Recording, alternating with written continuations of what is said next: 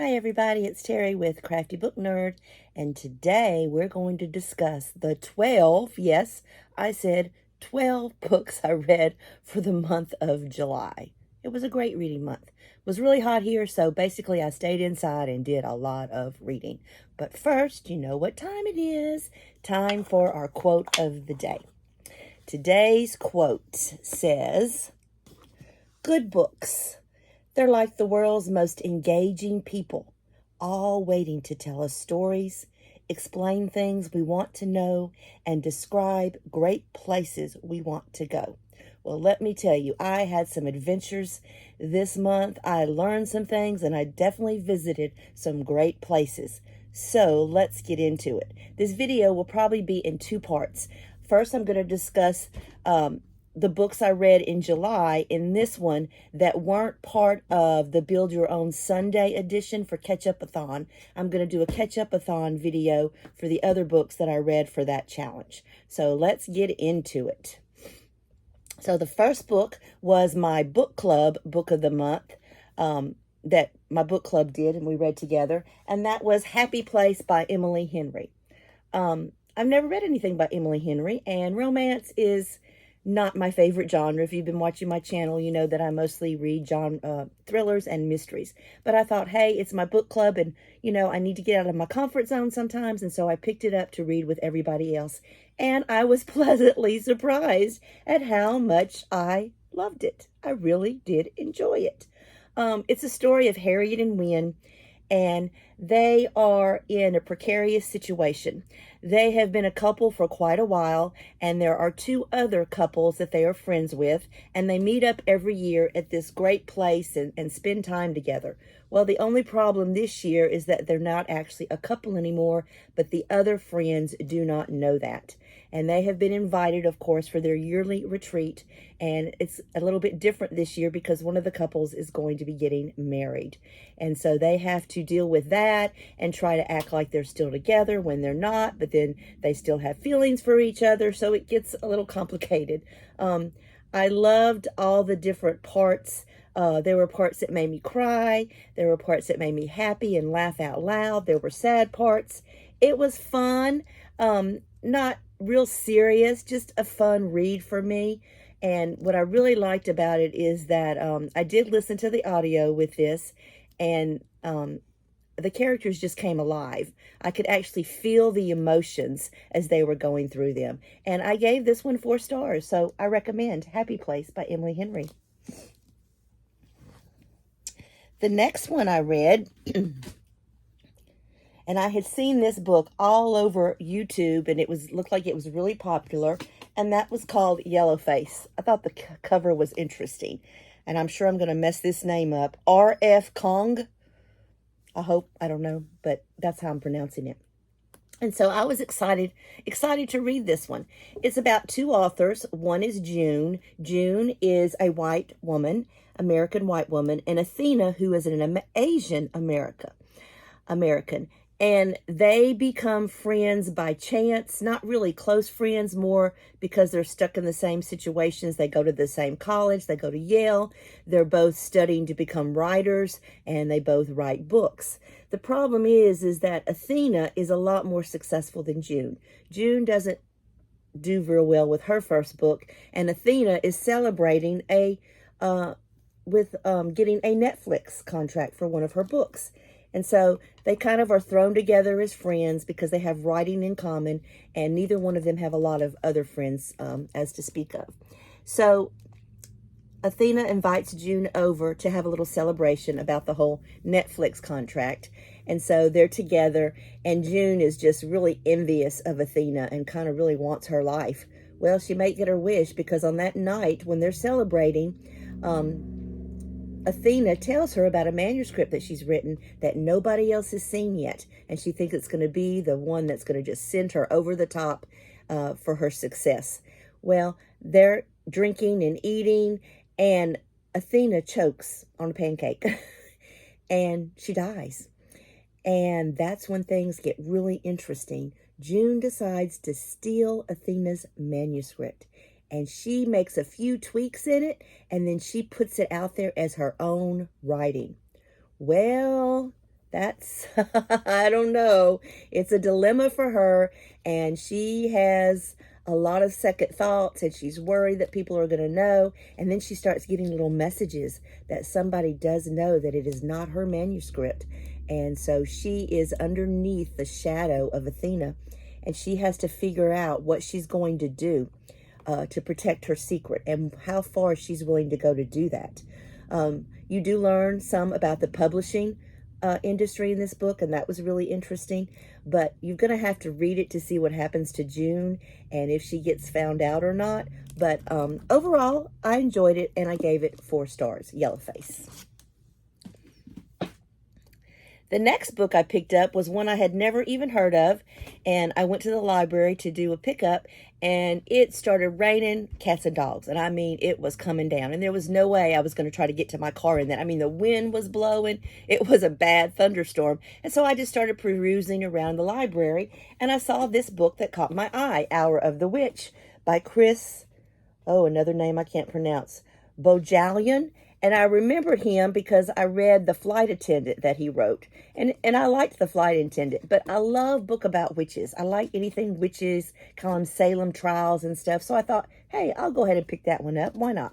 So I did, and I'm really glad I did because it was really good. It's a historical thriller about a woman in the 1600s who was in an abusive relationship. Well, I can tell you something. In the 1600s, women did not have a lot of rights. Pretty much the man ruled the house, and you did what he said when he said it, and you didn't cause any waves. Well, Mary in this story causes waves. First of all, she wants a divorce because he is violent toward her. And so she goes to petition for a divorce. And of course, all the judges, all the jury, all the people that are going to make the decision, whether she's telling the truth or lying, or he's telling the truth or lying, are all men. So that should tell you something right now. This is also the time when people were very leery of women and the powers they might have, and thought that some of them were possessed by the devil. So rumors start going around that Mary is a witch. And things just keep getting more and more interesting.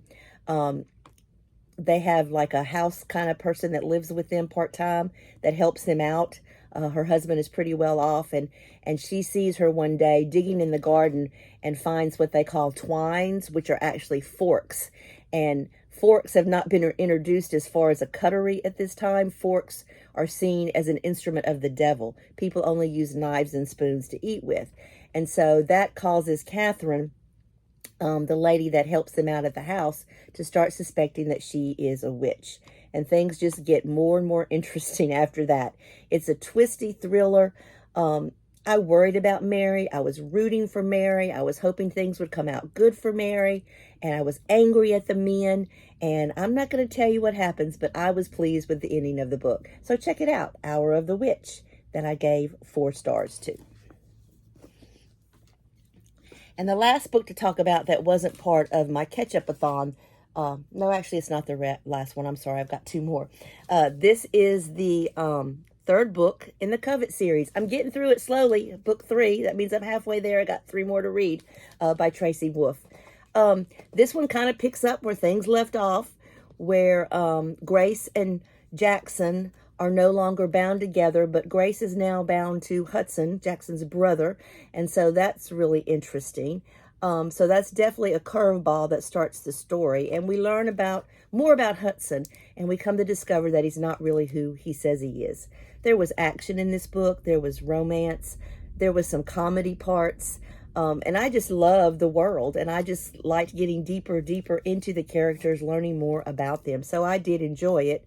But the main premise of this one, of course, is they're still trying to figure out how to get rid of Cyrus. And to do that, they've got to find a crown. And so they're on a quest to find this crown. Some new characters were released in this book. One who is Remy. Remy is from New Orleans, and I really liked him. He was a fun character.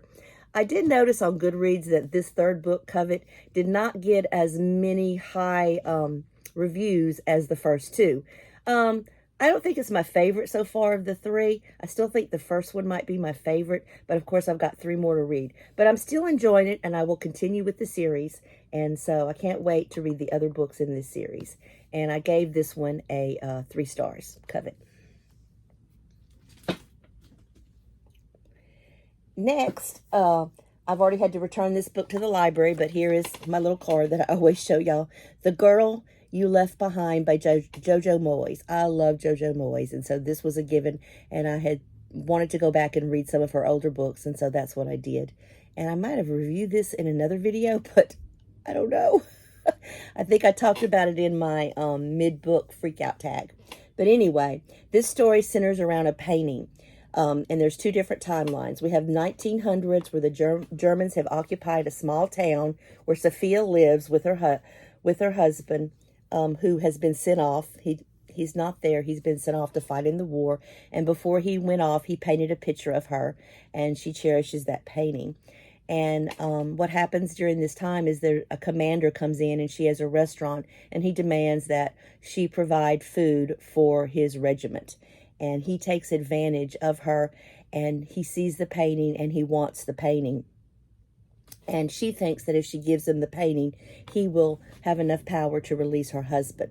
And then in the second timeline, which is many years later, we have a woman who is given the painting. And she is dating a guy, Paul, who she doesn't know is someone who goes around and looks for stolen paintings from the war and tries to get them back to their rightful owners. Well, the painting she has happens to be one of those paintings. And so he wants to get that painting back to who it belongs. But she says it was not stolen, and she wants to keep it and does not want to give it up. It's a very emotional read. I enjoyed it very much. If you like historical fictions, you should definitely pick this one up, and I gave it 4 stars. And the last book I want to talk about before I do the next video, Catch-Up-a-thon books, is What Never Happened by Rachel Hazel Hall. What Never Happened. As I read, one reviewer said this was a character-driven thriller, and they were definitely right. It's a 2001, and Coco's family has lived on Catalina Island, and they are one of the very few black families that live in this area. And that right there contributes to some of the problems that they have. 19 years have passed, and Coco is returning to that island to be an obituary writer for the local paper. But something happened 19 years ago. She found her family dead in the house. And the man that they think they did it is in prison. However, some new DNA has come to light, and it may allow him to go free. Maybe he wasn't the person who killed her family. At the time she goes back, her Aunt Gwen is living in the house, and she comes into money, wants to fix the house up to sell. Well, Coco starts getting threats from people, racist threats. And also another strange thing happens is a lot of the elderly people start dying off. And that gets to be really interesting. So Coco fears that there is a serial killer and there is something strange going on. So she begins to investigate. She draws some similarities between the murder of her family and the murder of the elderly people on the island. She even begins to fear for her own life because of the threats she receives. And somebody is watching her, and they don't want her digging into what happened. They say it's a thriller, and it was to a point, but not so much that I kind of didn't figure out what was going on, because I actually did figure it out, but I still did enjoy it and gave it 3 stars. So those are the books that I read in July that weren't part of the Catch-Up-a-thon. I've got 4 of them here, and then 2 that I had to return. So that was a total of 6 books. Out of these, I would say my favorite was probably Jojo Moyes, The Girl He Left Behind. Out of this set of books, I think that would have been my favorite. I didn't know I liked historical fiction so much, but I really enjoyed it. So stay tuned for the next video where I'm going to talk about the books that I read for the Catch-Up-a-thon Build Your Own Sunday edition.